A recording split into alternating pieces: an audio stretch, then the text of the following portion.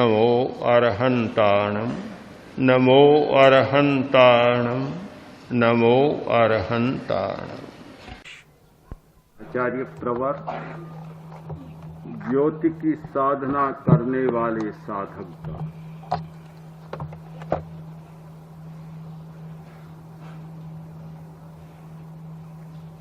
हमारा शरीर एक दर्पण है और उस दर्पण में मन के भाव प्रतिबिंबित होते रहते हैं। हम भावों को देखकर और अदृश्य को भी देख लेते, दूर है उसे भी पहचान लेते हैं। जहां तक हमारी पहुंच नहीं होती वहां तक पहुंच जाते हैं इस दर्पण के प्रतिबिंबों के द्वारा। जब देखते हैं कि आंखों में एक घृणा का भाव तैर रहा है, आंख को देखते हैं और भाव तक पहुंच जाते हैं। जब देखते हैं कि आंख में से कुछ प्रियता बरस रही है, प्रियता के भाव तक पहुंच जाते हैं। आंख में देखते हैं, आकृति में देखते हैं। यह समूची आकृति इतना स्वच्छ दर्पण है कि उसमें भीतर का सब कुछ प्रतिबिंबित हो जाता है। यदि यह आकृति नहीं होती तो शायद भावों को जानने का हमारे पास कोई माध्यम नहीं होता। आकृति को देखकर जान जाते हैं कि आदमी क्रुद्ध है और आकृति को देखकर जान जाते हैं कि आदमी क्षमारत हैं, सहिष्णु हैं।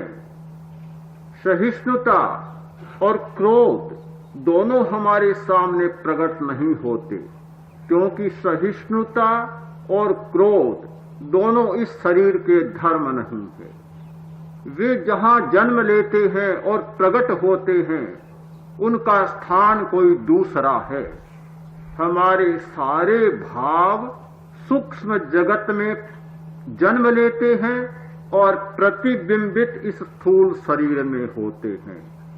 एक हमारा प्रतिबिंब का जगत या प्रतिबिंबों को पकड़ने का जगत और दूसरा हमारे भावों को जन्म लेने का जगत। हमारी यात्रा होती है स्थूल से सूक्ष्म की ओर। स्थूल को देखते हैं तब सूक्ष्म की ओर यात्रा शुरू करते हैं। हम स्थूल शरीर को छोड़कर भाव शरीर तक पहुंच जाते हैं, लेश्या तक पहुंच जाते हैं। लेश्या से भी आगे यात्रा शुरू करते हैं तो अध्यवसान तक पहुंच जाते हैं और अध्यवसाय से आगे यात्रा शुरू करते हैं तो कसाय तक पहुंच जाते हैं और उससे आगे की यात्रा हो तो परम तक पहुंच जाते हैं, ठेठ आत्मा तक पहुंच जाते हैं। कसाय या अति सूक्ष्म शरीर में केवल स्पंदन है, कोरे स्पंदन, कोरी तरंगे। वह भाव नहीं है, कोरी तरंगे हैं। चेतन के स्पंदन या कसाय के स्पंदन, दोनों स्पंदन हैं, दोनों तरंगे, दोनों महासागर, एक चैतन्य का महासागर और एक कसाय का महासागर, और दोनों में स्पंदन ही स्पंदन, तरंगे ही तरंगे।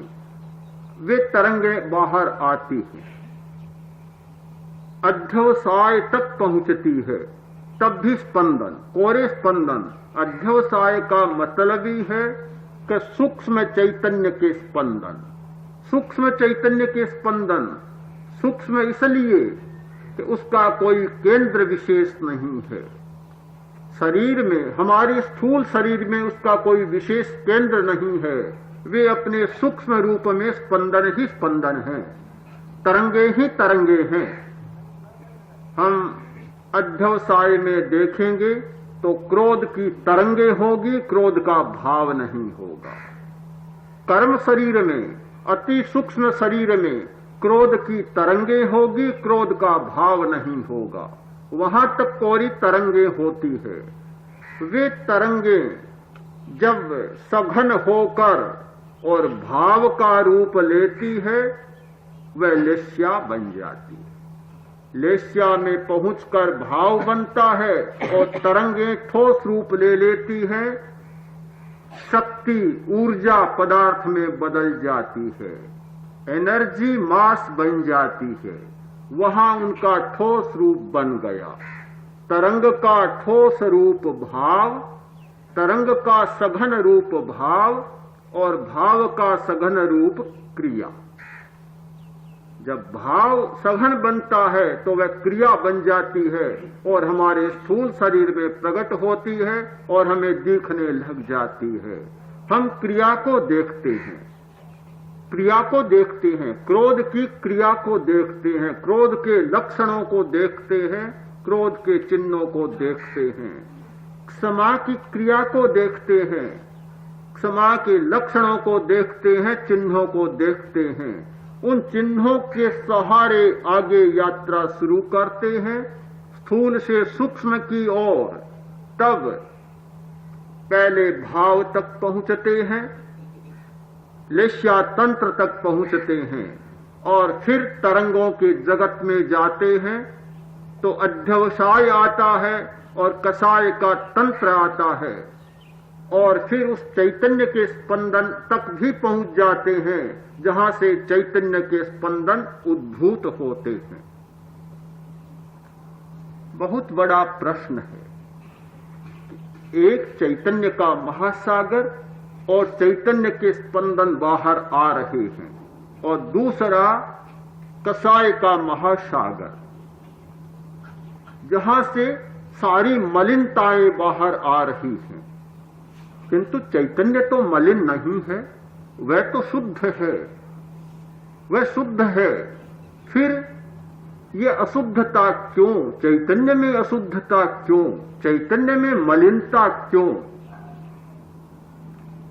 कारण बहुत साफ है कि उस महासागर के पूरा वलय है कसाय के महासागर का, घेरे हुए है। उस पूरे महासागर को कसाय का महासागर घेरे हुए हैं। यदि ये माने तो फिर प्रश्न होगा कि कसाय का महासागर चैतन्य के महासागर को घेरे हुए हैं, तो फिर शुद्धि का प्रश्न ही कहा। जो कुछ बाहर आएगा वह सारा अशुद्ध ही अशुद्ध बाहर आएगा। शुद्ध लेस्या कैसे होगी? शुद्ध भाव कैसे होगा? शुद्ध अध्यवसाय कैसे होगा? कसाय से छनकर या कसाय के रस के साथ मिलकर जो कुछ भी आएगा वह मलिन, अपवित्र और अशुद्ध ही आएगा। शुद्ध कैसे होगा? बहुत बड़ा एक प्रश्न होता है। लेस्सा सोधी अध्यवसाण सोधी ये होई जीवस्य, अध्यवसाण विसोही मंद कसायस्तनादब्बा। लेस्या की शुद्धि अध्यवसाय की शुद्धि से होती है और अध्यवसाय की शुद्धि मंद कसाय से होती है। लेस्या हमारा भाव शुद्ध नहीं हो सकता यदि अध्यवसाय शुद्ध न हो तो, और अध्यवसाय शुद्ध नहीं हो सकता यदि कसाय का महासागर चैतन्य के स्पंदनों को जाने के लिए रास्ता न छोड़ दे तो। यह हो नहीं सकता।